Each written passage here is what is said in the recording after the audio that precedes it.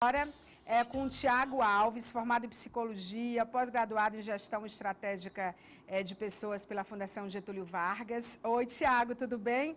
Ele já Tudo atua bem? como professor em diversas universidades, tem MBA em Gestão de Vendas, ou seja, ele é o cara, né? A ênfase dele é em resultado. Então, há 17 anos ele atua como consultor, né, na área de consultoria, e ele já orientou mais de 300 empresas a como superarem suas metas. Quando a gente estava vendo tua pauta, que a gente fica escolhendo, né, fica olhando na internet, coisas interessantes para os nossos internautas e telespectadores, a gente pensou, cara, tudo que a gente faz é fazer planejamento. E como a gente viveu 2 anos que não passaram, a gente já ainda está em 2020... A gente, tipo, não rolou o que a gente planejou, Não, porque a não. gente estava diante do desconhecido. E está todo mundo agora debruçado fazendo um planejamento. Aí cai naquilo que você é especialista, que é a questão de metas, né? Então, como Sim, você se imagina daqui a um tempo? Metas a longo prazo, a médio prazo, metas para amanhã, como é que se constrói isso? E aí a Meta Brasil, que é a Meta Ponto Brasil, o propósito dela é levar as pessoas a descobrirem isso de forma que aconteça, de uma forma leve, né, bacana, tranquila, mas muito comprometida e muito tangível, não é isso, Tiago? sem dúvida. Primeiro é um prazer falar com você, com a sua audiência. Falando nisso, eu admiro muito o programa Obrigada. e é um prazer falar com você, Maia. É engraçado que a gente falou ali de 2020 para cá, parece que as coisas ficaram tumultuadas, seja por questões de saúde, mas em relação ao planejamento, é que na verdade a gente está acostumado muito a seguir o mapa apenas do plano. Existe um coronel canadense que ele fala assim: entre o mapa, que é o teu plano, e o terreno, opte pelo terreno. Porque vamos imaginar que você está num deserto, está com o mapa e fala: olha, aqui deveria passar um rio. E aí você chega, não tem esse rio. Você vai confiar no mapa ou no terreno? O nosso terreno de 2020, 2021 foi completamente diferente do que a gente esperava. E aí, só que a gente ficou no nosso plano, tentando esperar a melhor oportunidade. E, na verdade, você tem que entender que configurou diferente, eu tenho que replanejar, eu tenho que reestruturar. E a nossa relação com a meta, em geral, não é bacana. As pessoas ou amam ou odeiam metas, mas é interessante que pessoas de sucesso sempre gostam muito de meta. Qual é a diferença entre os que não gostam e dos que gostam?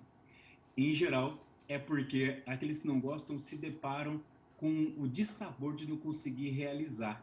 Até porque esses que não gostam, quando batem meta, sai com a esposa, vai abrir um espumante, é feliz. Então, meta é uma coisa boa. O caminho que chega até ela é que a gente precisa de novas estruturas, novas técnicas, novos métodos. E quais seriam eles para as nossas metas serem atingidas, Tiago? Olha, Entrega para gente. vamos falar de 2022, que a gente está ali, quase ali, já está chegando, né? A primeira coisa é que a gente tem que parar com o dia da mentira, que não é dia 1º de abril.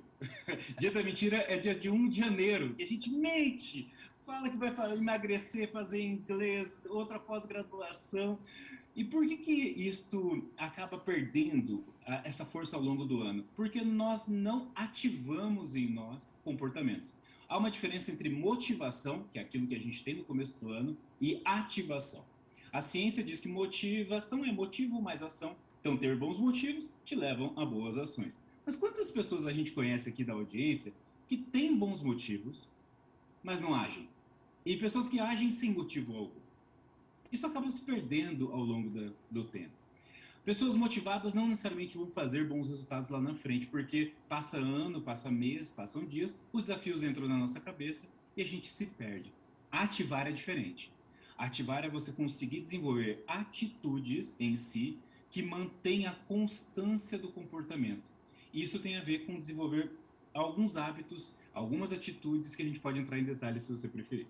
Sim, eu quero, até porque a gente precisa entender quais são os gatilhos. Eu não gosto muito dessa palavra gatilho, mas para Também não. simplificar, as pessoas entendem, tipo, qual é o start, entendeu? Uhum, O que pode uhum, startar aquilo e quais são as sim. armadilhas também, né? Porque se fala muito em procrastinação, só que eu acho que se fala muito, mas não se fala como resolver isso.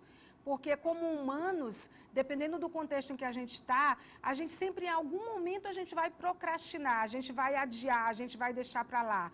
Ou por um motivo claro, ou por algo que a gente nem entende direito.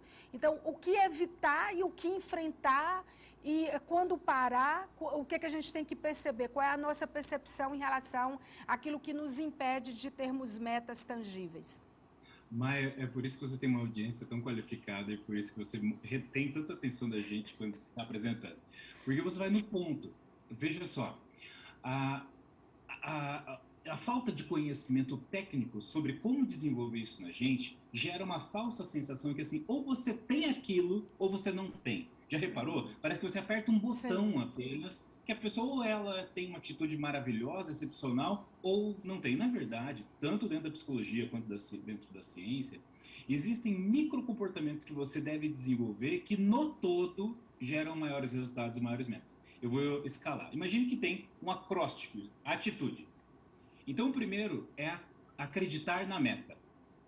O T é você ter hábitos vitoriosos. O I é de investir tempo na prioridade. O T de treinar continuamente. O U de unir coragem com persistência. O D de decidir ser feliz. E o E de encarar a vida como aprendizado.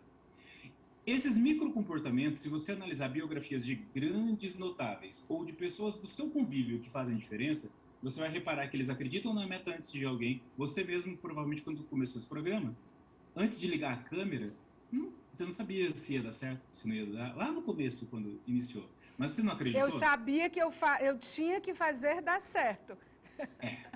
Você acreditava antes de qualquer fato concreto, não é verdade? Sim. E agora está aí, uma realidade, uma audiência maravilhosa. Depois, é importante que nós tenhamos hábitos vitoriosos, porque não adianta você ter boa cabeça, boas ideias, mas teu corpo não corresponder. Tônus vital baixo, comportamentos baixos.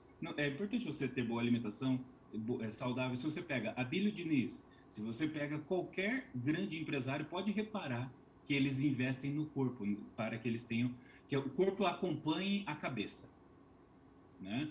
E investir tempo na prioridade é que 24 horas tem para todo mundo, mas Jeff Bezos administra o tempo diferente de nós. É verdade. E o tempo é um ativo super importante. E também com quem você anda, o que você assiste, com quem você dorme, quem você beija. Eu acho que quem é teu líder, como eu posso influenciar, né, o meu time a bater metas. Porque, assim, meta é uma coisa que ficou estigmatizada como meta de venda, meta de banco, meta de equipe comercial, meta. E, na verdade, todos nós devemos ter, e até temos, mesmo que não queiramos, uma meta. Que é viver bem, viver melhor, viver mais. Só que a gente tem uma dificuldade de conectar isso a atitudes práticas para fazer isso, que é próprio da meta do ser humano, acontecer de fato, não é, Tiago? É exatamente isso. Primeiro que a gente tem que diferenciar metas de ser e metas de ter. Sim. Porque você tem metas de ter uma casa, ter um carro, etc. Mas tem metas de ser. Ser um bom pai, ser uma pessoa competente, ser um bom filho. E geralmente a meta de ter, ao ser conectada com a meta de ser, você se torna uma pessoa mais feliz. Quem quer ter demais pode reparar que essa pessoa ela é infeliz. Ela compra o carro, na semana seguinte ela já está infeliz, ela quer outro. E ao perseguir sempre coisas de ter, você acaba não sendo alguém feliz ou completo. O que geralmente as empresas fazem? Só metas de ter. E você vai vender isso e eu vou te pagar aquilo. É frio. Totalmente desconectado. Totalmente desconectado. O ser humano que vai lá todos os dias quer ser alguém para ter alguma coisa e assim por diante. Quando você entende o ser humano, e essas 300 empresas que nós já prestamos consultoria entendem o ser humano, transforma o sonho dele em metas tangíveis. Dá um exemplo de uma das maiores redes de farmácia do Brasil. No sistema, no software deles, está o sonho da pessoa e quanto ela precisa vender para comprar aquele sonho? Uma casa, um carro? Ela mapeou de 6 mil colaboradores. Porque o que importa mesmo é a meta individual que transforma... Que inteligência, né? Que inteligência, porque assim vai fazer... Ela vai ganhar, porque o pessoal vai trabalhar horrores, eles vão ganhar também, né? É estratégia, né? É estratégia, na verdade. Porque assim, estratégia também não não volta dá da para uma gente, empresa né? ter sucesso se não existe uma cultura corporativa adequada aos sonhos dos seus colaboradores, ao que eles querem ser, ao que eles fazem fora da empresa. Porque há vida fora das empresas. A vida, e nós só estamos na empresa por causa dessa vida fora da empresa. A gente tem que se tocar disso. Você só vai lá trabalhar porque você tem alguém em casa.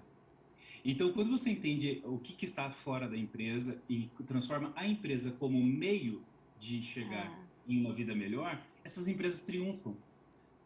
Aí o turnover cai, o lucro Sim. aumenta. A grande sacada para mim dessa entrevista foi essa conexão que você fala com clareza do ser e do ter, né? Que é tipo assim, não é fazer você comprar um caderno e ter um planner, né?